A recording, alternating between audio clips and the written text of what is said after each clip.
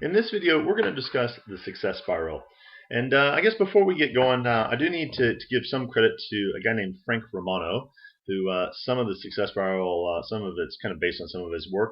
I only heard that from somebody else, so I've never seen it in one of his books, but it was provided a little bit of context. So definitely, if you want to check out him, he's got some great information out on the web. So feel free. Some of the elements have been changed and kind of adapted from some of his work. So and it's not all from Frank. But at the end of the day, I guess why the success spiral? So I guess there was a few things that as we kind of have gone that we've kind of learned, and one thing is how bad do you want it? And a lot of times success, it comes down to just kind of your attitude more than anything else. And so often people say, I want to do this, I want to do that. But at the end of the day, is it something you really want to do, or is it something that just simply sounds interesting? And at the end of the day, that's going to make a huge difference. And we'll talk about that as we kind of get into it. Two is what's really trying to identify what is really standing in your way of what you want to try to achieve, or what you're trying to achieve from a business point of view or a personal point of view or whatever it looks like. They're trying to really pinpoint that, and sometimes that's one of the hardest things to do, is to actually try to find what the actual challenge is. Third is what is good, and this is something that we struggle with all the time. There was a study done reasonably recently, but and it said basically your success, or in terms of kind of maybe whether it's in life or general happiness, is going to be based, or is going to be the average of your 5 closest friends.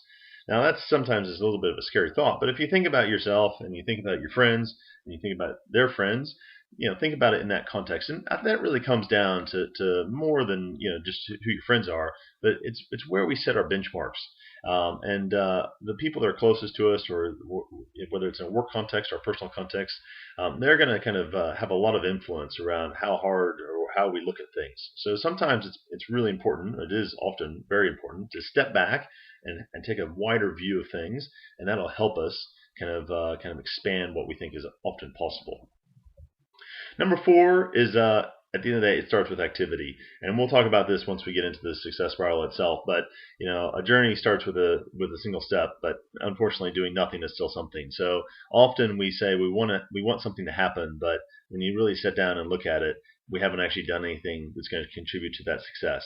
So there's a difference between wishing and hoping and actually having a strategy. And really, hopefully, the success spiral is going to help you try to identify where you have a challenge and where you can actually apply some effort and some activity to get you a different outcome. All right, so let's get into it. So the basics here. So and when we talk about I, that's you. That's your persona, your ego. It's who you are. So the you, and the you, or the I, equals results. That's how often we think. But when you really think about it, that's not actually true. So you yourself do not actually equal a result. Between you and a result, whether it's good or bad, is a magical thing called an action. So you do something, and like I mentioned before, doing nothing is something. If I sit on the couch, something happens. Now, it might not feel like something's happening right away, but over time, I'll probably get fat, I'll get lazy, whatever it is, but doing nothing is still something. If you let things go, at the end of the day, you're accepting whatever is happening generally. So everything has an action that's associated with it. If you go out and train, you get fitter, whatever it might be. So we do something, and that something, that result, is basically perceived as good or bad. And this is where we've probably done the most work on this in the last 18 months, is that what is good to me might not be good to you, and what might be bad to me might not be bad to you. And at the end of the day, why is that? What is perception? Why is that created? And the best that we can figure out is it comes down to 2 things. One is what is perceived as best practice. So what is today perceived as best practice? The best way I can explain this, that I find most people understand, is the 100 meters in the Olympics. 30 years ago, it doesn't really make a difference. 30 years ago, if I could run a 10-second 100 meters, I would have been probably one of the fastest people in the world. I might have been. I don't know exactly what the world record was 30 years ago, but at the end of the day, it was right around 10 seconds, a little bit over 10 seconds. Today, if I run 100 meters within 10 seconds, I wouldn't even come close. to even finishing in the top, because there's a guy currently named Usain Bolt who can run it in 9:58 or something to that effect. So at the end of the day, 10 seconds is no longer considered a world record time because somebody has just simply gone faster. It's the same 100 meters. It's the same 10 seconds. The only difference is that somebody can do it faster now. The second kind of thing that that we can figure out that kind of creates a perception of a result is the target itself. And the way I kind of explain this is sending a person to the moon. So the target there, or what they were trying to achieve, is send someone to the moon and return them safely. Originally it was to send someone to space and return them safely, and then a team to the moon and return them safely. At the end of the day, if they would have sent a group of astronauts up into space and they would have gotten all the way there, landed, but then they didn't come home safely, the actual set of actions would have been enormous just to achieve that. And the result, in a lot of ways, would have been amazing. To send people up into space and get them back home, or just simply get somebody up to space by itself is an enormous achievement. But the result would have been perceived by the general public and probably NASA at the time as bad because they didn't achieve their mission objective. Unfortunately, or fortunately, sometimes we have to go about doing things we don't actually know how to do at the outset, and the target is generated by maybe something that's theoretical, or maybe something that is just hope, just drives us in a different direction. But at the end of the day, the result or the perception of that result will be based on that target, however that is measured. And that's just something that we need to kind of come to grips with, because that is just a certain reality in life. Now, between those results and our persona again, or our ego, we have a story. Now, often this gets confused with an excuse. And the difference in my mind between an excuse and a story is how well or how fully we believe in it. So an excuse is something that we say, we might not actually believe in it, but it's just something that we say to kind of get somebody off our case. So I didn't do it because blah, blah, blah, blah. Now, in your heart of hearts, you might not really believe what you just said, but you just kind of made an excuse to kind of lit a smoke screen. I find a story is very different. A story is something that we absolutely believe that is true, even if it's not. It might be true, it might not be true, but at the end of the day, we believe it. It is absolutely part of something that is in our very fiber and fabric that creates our person. And that is often a very dangerous thing, because what we believe is true often is just simply not true. And that will distort what we do. Now, it's a little bit harder to do in a video than it is face-to-face, but let's just go through one high level or a couple high level scenarios. So imagine something that you're not so good at. Okay. Now the reality is, I'm going to just pick on golf, because a lot of people aren't very good at golf and some people are. But look, whatever it is, just put yourself in that frame. So we start off. At some time, somebody generally drags somebody else out for a round of golf. And invariably, the first time you go and play golf, you're bad at it. Now, you know you're bad at it because there's a guy named Tiger Woods or Phil Mickelson or somebody else famous that you one time saw on the TV that had, fantastic swing, and they were actually seemingly getting the ball into the hole. And you know that you're bad because you've seen somebody else. Plus, in golf, you have an absolute target. You're supposed to get the hole in the ball in 3 or 4 or 5 strokes, whatever the number is. You know what you're supposed to do, and you're not getting there even close. So you know right away that you're bad at it. That's why golf, I guess, is so challenging. But at the end of the day, you've got a great best practice in front of you, and you've got a target, and you know you're not hitting each. And the story in your mind is, well, whatever you make up that day, but generally either this is an awful game, or I'm horrible at golf, or whatever it is, but you know you're bad at it. And most people don't really want to accept that they're bad at it, so they make some reason up why they can't be successful at it. I had bad clubs. I had bad shoes. It was windy outside. The balls were wrong. I wasn't taking it seriously. I don't know what I'm doing. Whatever that is, but there'll be a story that comes loud and clear through there.